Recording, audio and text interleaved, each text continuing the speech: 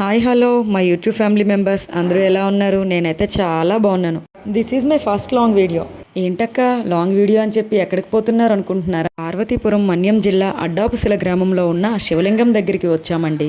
శివాలయమే కదా, దీనికేం స్పెషల్ ఉంది, దీనికి లాంగ్ వీడియో ఎందుకు అనుకుంటున్నారు కదా. సుమారు 1550వ సంవత్సరంలో గర్భీదాస్ బాబాజీ అనే బ్రహ్మచారికి పరమేశ్వరుడు కల్లో కనిపించి లింగం రూపంలో కొండ పక్కన వెలిసి ఉన్నానని చెప్పారు. కాశీకి స్వరంగ మార్గం ఉందని అక్కడి నుంచి జలం తెచ్చి ప్రతిరోజు పూజలు నిర్వహించమని చెప్పారంట.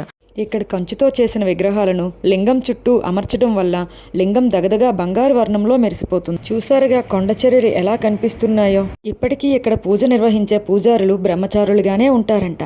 అప్పటి నుంచి ఇప్పటి వరకు ఆ ఆచారం ప్రకారం పూజలు నిర్వహిస్తూనే ఉన్నారు. ఇక్కడ వెలిసిన ఈ స్వయంభూ లింగానికి కాశీ జలంతో అభిషేకించడం వల్ల కాశీ విశ్వేశ్వరుడుగా కొలుస్తున్నారు. కానీ ఇప్పుడు ఆ స్వరంగ మార్గం మూతపడిపోయిందంట. పురాతన దేవాలయం అవ్వడం వల్ల శిథిలావస్థకు చేరడంతో దీన్ని పునర్నిర్మాణం చేసి గ్రానైటు మరియు టైల్స్ వేసి పునర్నిర్మాణం చేశారు.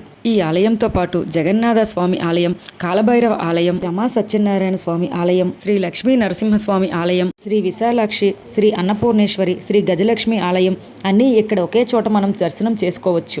ఒకరోజు పూజలు నిర్వహిస్తుండగా హఠాత్తుగా కొండపై నుండి ఒక పెద్ద బండరాయి దొర్లుకుంటూ వచ్చింది. ఎక్కడ లింగంపై పడుతుందేమోనని గర్భీదాస్ బాబాజీ తన వీపును అడ్డంగా ఉంచి తన తపశ్శక్తితో ఆ బండరాయిని అడ్డుకున్నారు. అందుకనే ఈ గ్రామాన్ని అడ్డుశిల గ్రామంగా పిలుస్తారు. ఇక్కడ స్పెషల్ అట్రాక్షన్ ఈ నందేనండి. చూడటానికి ఎంతో చక్కగా, అందంగా, ఎంత పెద్దగా ఉంది. నిజంగా ఎంత చక్కగా, ఎంత కష్టపడి కట్టారో. కానీ ఇది చుట్టూ తిరిగి రావటానికే నాకు 1 మినిట్ పట్టింది. ఇక్కడైతే చాలా ఫొటోస్ తీసుకున్నాను. మేము వెళ్ళేటప్పటికి ఇక్కడ వర్షం పడడం వల్ల చాలా తడిసి నా గొంతు కూడా పోయింది. ఇక్కడ వాతావరణం ఎంత ప్రశాంతంగా ఉందంటే ఇంకా కొంచెం సేపు ఉంటే బాగుండు అనిపించే అంత ప్రశాంతంగా ఉంది.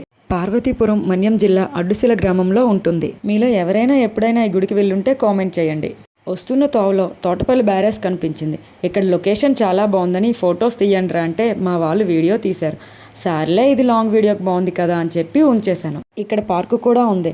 బట్ మేము శివాలయం చూసుకొని వచ్చేటప్పటికి టైం ఎక్కువ అవ్వడం వల్ల పార్క్ క్లోజ్ చేసేశారు. ఇంకా చేసేది ఏం లేక బోట్ షికార్ అయినా చేద్దామని చెప్పి పైకి వెళ్ళిపోయాం. కానీ బోట్ షికార్ కూడా చేయలేదు. ఎందుకంటే బోట్ పై వెళ్ళి తిరిగి రావడానికి 2 hours టైం పడుతుందంట. మేము వెళ్ళిందే 7కి, 2 hours అంటే నైట్ 9 అవుతుందని చెప్పి వచ్చేసాం. ఇక్కడ వాతావరణం ఎంత ప్రశాంతంగా ఉందంటే, చల్లని గాలి, ఎంత బాగా ఎంజాయ్ చేసామంటే మీరే వింటున్నారుగా, నా గొంతు కూడా పోయింది. మీలో ఎంతమంది వెళ్ళారో కామెంట్ చేయండి. ఇంకా నా ఛానల్ సబ్స్క్రైబ్ చేసుకున్నట్టయితే సబ్స్క్రైబ్ చేసుకోండి. Thank you for watching.